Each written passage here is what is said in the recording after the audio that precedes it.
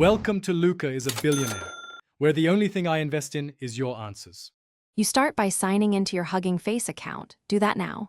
Once signed in, verify your email so API access appears in Settings. Make sure two-factor authentication is set if your organization requires it. This prevents accidental lockouts. You should also complete basic profile fields so quota and billing options display correctly.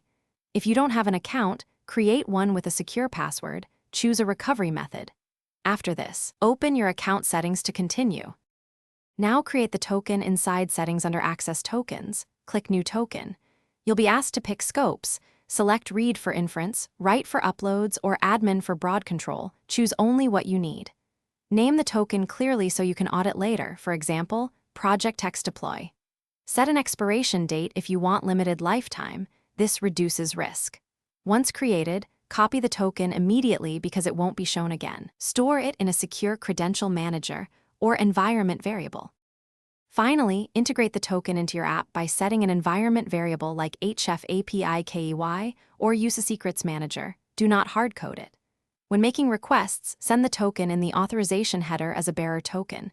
This avoids leaking credentials in logs. If a token is compromised, revoke it immediately and create a replacement, then update deployments. Troubleshooting tip: if requests fail, confirm token scopes and expiration, and check rate limits and clock skew on your server. Thanks for watching and please subscribe. It's the best investment you'll ever make.